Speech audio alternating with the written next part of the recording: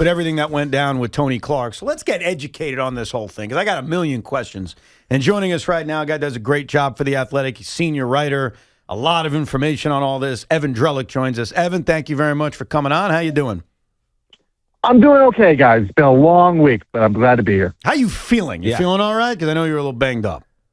So, I'll tell you very quickly the story of how this unfolded. They were supposed to, the union was supposed to go start its spring training tour on Tuesday with the Cleveland Guardians, and I was supposed to go there at 9 o'clock on Monday night. I got a text that meeting was canceled. And that was strange to me, and I texted Ken Rosenthal about this because I was trying to text with somebody at the union on Monday, and they were not responding at all, somebody who would normally respond. Right. I don't get any sleep that night. I end up going to the hospital with a stomach problem. I'd never gone to the hospital in my life, but something was clearly wrong. I got an IV in my arm at 5:30 in the morning in a hospital, and we're breaking that story that Tony has been, he's resigning, been let go amidst all this. And so it's been a very long week for me, but it's not totally surprising. The question of how is this guy going to continue to lead with the possibility of a federal indictment coming down during collective bargaining was a question that was looming for a long time. No doubt. And obviously they do the internal investigation. We find out more information, and he's gone. I think the first reaction a lot of fans have is, does this make the owners and this commissioner feel like, oh, there's blood now, that we will be even more aggressive in trying to get what we want? Does this change the negotiations that will start a few months from now? Look, I've talked to some ownership side sources through this. The feeling that the union was in disarray existed previous to this is kind of what I'm talking about with the federal investigation looming over it. In a way, had Tony stepped down sooner, I think it could have made the situation different and more advantageous to the owners. The fact that you end up with Bruce Meyer, who's an incumbent, leading the union, in a way, it's still status quo. It's the same kind of thought patterns that are still inside this union. It's not as though they went outside, got somebody totally different, and you're wondering, well, what do they believe in? What do they not believe in? That said, yeah, look, when you have a leadership change, literally 2 months before bargaining's going to start in April. The contract expires in December, but they're going to start negotiating really in a couple months here. It is so far from ideal to have a leadership change at this point in time. And just to clarify, he is now, this isn't an interim tag. He is the executive director, right?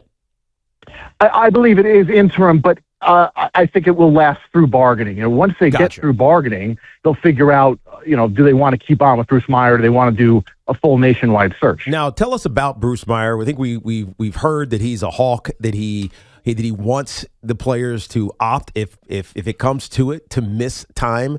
What does that mean for the players, but also what does it mean for the owners if that's the, let's call it, nuclear option they go for? Yeah, let's go back to when Bruce Meyer got to the union. So after the 2016 negotiations that produced the 2017-21 CBA, the players did not do well. Tony Clark was at the table leading those negotiations. There was a whole drama around were they more concerned with getting better seats on their bus when they're going to and from the ballpark than anything economic. And so they needed bargaining help. They went out and got somebody who was a veteran lawyer who'd worked with sports unions before. That's Meyer. Right. And they brought him in to get them, to take a hardline stance on economic matters. And he's largely done that. And he is a hawk. He is a combative personality. He can be aggressive with the media. But, if you kind of step back and ask, well, what do you want in someone who is leading negotiations against the owners? You want someone who's going to kind of staunchly advocate for your positions and your needs, right? At the end of the day, collective bargaining is about money. There's just nothing else to it other than which side gets more money. And Bruce Meyer fights aggressively for it. That rubs some people the wrong way. The league looks at him as a former litigator, and he's not a deal maker and all these things.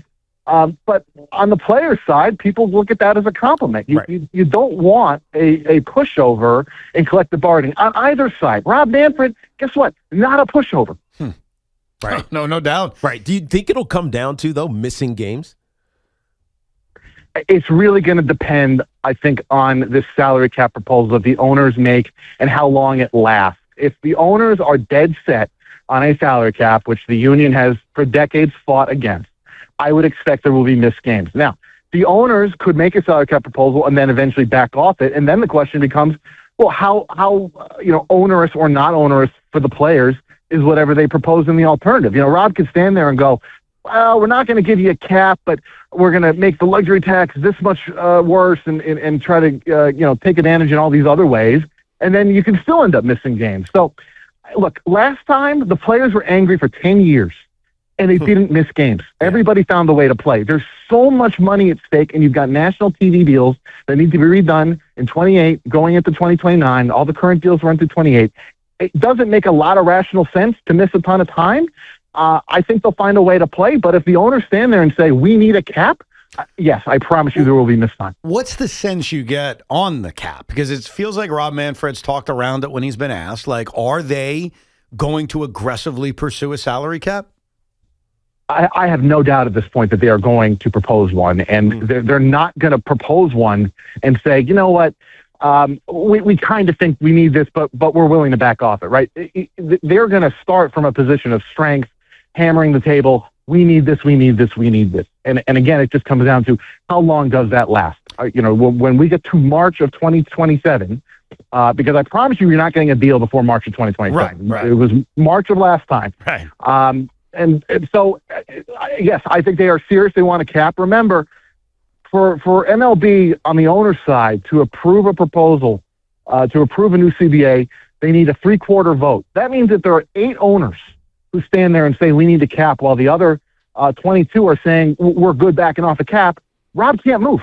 And so it becomes a big internal ownership politics game before you even deal with the players' side. What's the sense you get on, because obviously you talk about the owners and those that can stand in the way. You've got 30 different ownership groups, all coming from different perspectives. We played a clip of Steve Cohen the other day in which he was asked, do you want a salary cap? And he tried to non-answer it by being like, I'm supportive of the league. Right. But he's mostly supportive of the league is what he said. No, he and I'm said like, sometimes. Which led me to believe I could see Steve Cohen being like, what are we doing here? So do you get a sense on how many of the owners are committed on making this a blood fight over a salary cap? It's hard to say exactly how many. When I talk to ownership sources, it sounds like at this point it's a pretty unified front. But your point about the 30 different owners being in 30 different spots is correct. The thing that I think gets lost, Steve Cohen, the Dodgers, the Yankees, they do have an advantage in being able to spend. But these big market teams would be the greatest beneficiaries of all of a salary cap. The fact that your franchise value would shoot up the second that you get it, and you don't have to have that public pressure anymore to spend $350, $400 million to go out and get the Juan Sotos for $700 million. It takes all this pressure off of the big market teams and lowers their payroll instantly while raising their franchise value. So the idea that big market teams are going to say we don't want a cap, well, they would more easily exist without a cap than other teams, but they would benefit more than anybody. So correct us if this is not the issue.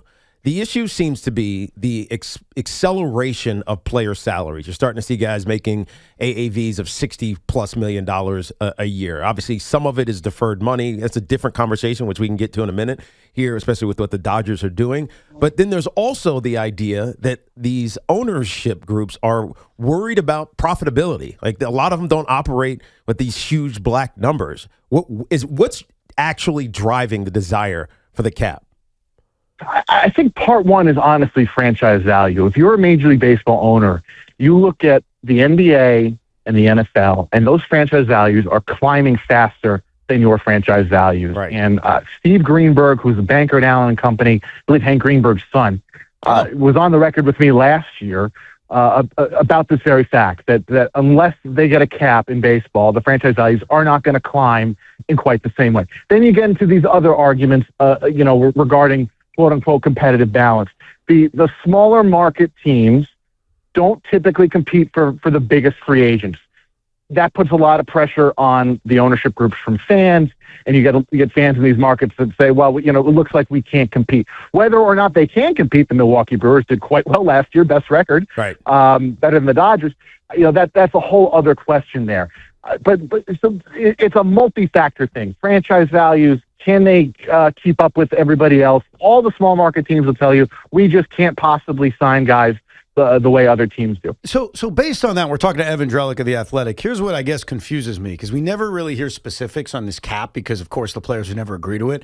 But one thing that we are enamored by is a salary floor. Like, force the Marlins to not have a payroll of $75 million.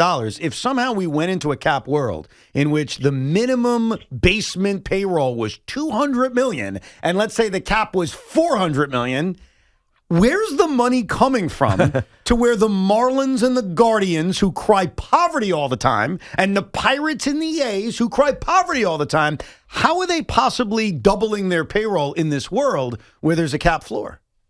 Yeah, it's a great question. So what would change is revenue sharing. And they want to change, they being the owners, revenue sharing anyway, right? TV money is drying up. The local media rights are dropping, particularly for the smaller market teams. So if you get a cap, if you're the owners, what you can then do is share more of your TV money. You can say, instead of a percentage of it, all of it has to be shared. Now, the big market teams are going to say, well, our rights are more valuable than everybody else's, right. And so we're not going to want to share more of other things, right? We're going to share less of the stadium ticket revenue and all this. But the cap allows the owners to change revenue sharing in a way that probably they're not going to be able to get an agreement internally amongst themselves to do otherwise, because the whole thing hinges on changing your TV rights setup. Again, the big markets are going to stand there and go, well, what am I getting for sharing more of the TV money? Well, if you say you're getting a cap to Hal Steinbrenner and to Steve Cohen, okay, well, then maybe you make those changes. But the answer is the little market teams would get more money from TV, and that would allow them to spend up to those floors. Yeah, I think the other thing related to this is the structure of some of these contracts, in particular the Dodgers are trying to take advantage of, and really are taking advantage of. This feels like an owner versus owner thing. Is that going to be a part of this in any way, this discussion? It's always owners versus owner. That's kind of the take that's always there, that is really not about the players. It's about the owners fighting amongst themselves here. And there are ways that you can deal with these issues, at least to some degree, probably not as dramatically, without a cap system here. Deferred payments, I'm sure there's going to be some modification to it, whether there's some sort of limitation on it. The players and the agents, of course, like it. They believe it creates some flexibility, for getting guys signed. So it's not as though on the player side, they're saying we want to get rid of deferred payments. But the teams like the Dodgers that can do it do have an advantage, because you're able to put that money aside. You have to put the money aside, the deferred money, and then it sits in some sort of investment vehicle, and it accumulates money, right? So the money that the Dodgers are paying Shohei Ohtani, they make money off of that. And smaller market teams look at that and go, like, we can't do this. We can't fund $46 million, in some sort of investment vehicle in advance. Who has, and we're talking to Evan Drellich of The Athletic, who has more to lose by missing games? The owners, the players? Obviously, you mentioned the TV deal expires. But if you had to kind of measure it, who do you think suffers more by losing games? Look, my honest answer is everybody suffers in a big way. I guess on some level the answer would be players, for the simple reason that the combined net worth of the owners is just going to surpass the players. Even if Juan Soto's the money he has on hand is nothing compared to what Steve Cohen has on hand here. But a few years ago, I sat down with Rob Manfred at Yankee Stadium. It was before a playoff game. We were talking about the health of the sport, and he held up his cell phone. And he said, this is a problem. And what he was talking about is the fact that baseball has to compete with anything you can access on your cell phone, Netflix, any streaming service, whatever. It's not just baseball trying to grab eyeballs from other sports. You are in this really tight competition environment for entertainment eyeballs. And if you walk away and shut down this sport, it's not like 94, 95. You're giving up so much more money, and you're going to anger so many people and turn people away. And then you're going to go turn around and negotiate new TV deals, national TV deals for 2028. It's cutting off your nose to spite your face. And that, everything you said is why I want to offer you a very unpopular opinion. And it's not about if you agree with me or not. It's more, do you think the owners would consider this? And I don't think anyone's brought this up yet. I remember 1995 when the strike basically turned into a lockout or whatever it turned into, and then they were going to have replacement players. And I remember as a 12-year-old watching replacement games, and my attitude was, it's baseball. It's baseball. It's ugly, but it's baseball. Because of what you just mentioned, leaving the sport dark for a year sounds like such a horrible idea. Will the owners, and can the owners, because it's a lockout, consider replacement players so that the sport doesn't shut down for a full year? It would create such an additional layer of hand-wringing and vitriol. It would be kind of unproductive in negotiating with players, right? Like if your goal is to get a deal done somehow, to turn that, it's not quite a nuclear option, but it's bad, right? It makes everything worse if they go the replacement player route. Could they try it? Sure. They could try it.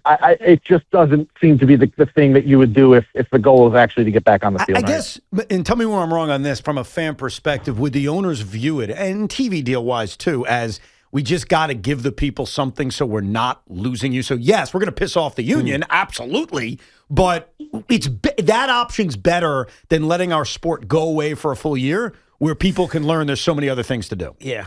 I would just argue let me make one point to you. The minor leaguers are unionized now as part of the MLBPA, and I don't know how that would play into it, but that is a different world, state of the world than it was back in 94, 95, right? Gotcha. They are literally part of the same union now, and that might mean you just don't get minor leaguers who are willing to participate. So then what do you do at that point? You're going out and getting indie ball guys? I think that would be a big difference. Yeah, my argument against that, Evan, would be that you would know as a baseball fan, this is an inferior product. Yeah, and you're right. I guess as a baseball fan, and this is an argument for us geeks out there at some point if this happens, I'd still watch it. Now, I don't know if I'd feel the same way, but I'd watch it. You wouldn't watch it religiously. Maybe not, but I just wonder if that's a better option. But to your point, that would cause the union to basically say we're never, it would just be worse for the long-term health of the sport, I guess, right, Ev?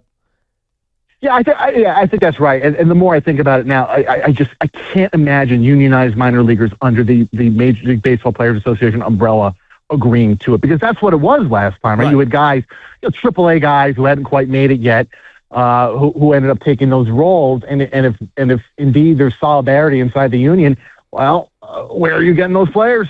I just don't know. Yeah. We're talking to Evan Drellich. The MLB lockout will happen. As you said, it's just a matter of if we're going to miss games. I want to get back to the guy who got promoted, basically, Bruce Meyer, who's now the head of the MLBPA. You also mentioned about the investigation that was going on into the allocation of funds that was accused of Tony Clark. Is Bruce connected to this? Is there some worry that Bruce Meyer could end up also kind of having some dirty hands in this investigation that's going on? So anything is possible, but the Department of Justice, despite my efforts, hasn't shared everything they've found at this point. So we just don't know what they're going to end up discovering. It's possible they never bring forth an indictment, but the reality is, at some point this year, it could be next year, Clark and or others at the MLBPA could be charged with something, some sort of wrongdoing related to how they handle union money, whether they were trying to get kickbacks, anything like that. The only other part of that I would say is yesterday, Chris Bassett, who's on the MLBPA executive subcommittee, this group of 8 players who deals with union leadership a lot, he also is dealing with this law firm that the union brought in to do an internal investigation amidst this federal stuff, right? So the player said, okay, our boss is under investigation. We got to have our own guys look at what's going on here. And what Bassett said yesterday is that the internal investigation that turned up this relationship between Tony Clark and his sister-in-law, who's a union employee, also showed that Bruce Meyer and Matt Nussbaum is the general counsel who just got promoted to deputy director alongside Meyer, really had their backs, right? The internal investigation has shown up positively for Meyer and Nussbaum. So that doesn't mean somebody else at the union can't get embroiled, but there's no indication right now that Meyer and Nussbaum, the number 1 and number 2 at this moment, are going to be a part of it. On a more fun level, when baseball returned after the lockout the last time, there were some major changes. I mean, we came back, and there's an extra playoff team. Right. There's the DH. There's the playing every team every single year, major, major changes. when they get out of this lockout, are we looking at a different playoff format? Are we looking at realignment? Like, are we looking at another kind of group of major changes whenever this thing is settled? I do think there'll be major changes. My guess is more of them are going to appear off the field, right? One way or another, revenue sharing is going to look different this go around than it did last time. I don't think you're going to see additional playoff teams. Realignment is a possibility in baseball, but it's going to wait unless something changes until they get it to expansion, right? So we're years away from realignment. When they go to expansion, they add 2 teams. They're going to go to 8 divisions of 4 teams, and then you're going to get kind of a very different look to the sport here. I do think the international draft has a good chance to happen here, for the reason that last time both sides made proposals for it. They couldn't agree on the money, but for the first time you had the players saying, okay, we're open to the idea of an international draft. So I do think there's a reasonable shot that you end up with an international draft out of this. It's going to be a very interesting next few months, that's for sure. Evan, we appreciate it. Thanks, you very much for coming on. Glad you're feeling better. Thanks, guys. Evan Drellich of The Athletic. He mentioned Chris Bassett. Chris Bassett made some news the other day because he said, quote, the salary cap doesn't fix anything. If you look at every major sport that has a salary cap, we have the best parity. The salary cap is not the issue. Having suppressed salaries across the league so owners can make more money is not the answer. Which just shows you we're going to have a war. I already have the answer to this. Right. Without a salary cap that I think everyone should be okay with. Right. I would raise the tax rate on going over the luxury tax would be raised. So the bill for the Dodgers, the bill for the Mets, the bill for the Yankees would be higher. But what I would do is I would force that pool of money to be spent on players by the small market teams. Yeah. It'd be a different form of. So I would force, before I do a cap, because I understand the view of a cap. I just think you guys are wrong. I think the biggest issue is the basement. So let's try this plan. Let's try the plan of a much higher tax rate when you go over the luxury tax bill and forcing these small market teams. We just gave you money, spend it. Yeah. And let's see in 4 years if it helps. If it doesn't, we could talk more about a salary cap. But to me, that's the way to try to do it. I'm thinking more about what Chris Bassett just said. The reason he says that is because they have no idea how much the owners make. Right? In the NFL, it's very clear what everybody makes. In fact, there's a revenue share. It's a percentage split. 51-49, I believe it is. Obviously, the 2 percentage points going higher to the ownership. And so you know exactly what you're getting, and you know exactly what the owners are getting. Right. So it's easy to trust a salary cap. In baseball, because the owners refuse to disclose how much they're making or not making, you can't have clarity from a player standpoint whether or not they're fleecing you. Right, because they don't trust them. So they don't trust them. And so I get where he's coming from, but the solution for that is to just be open about what the revenues look like.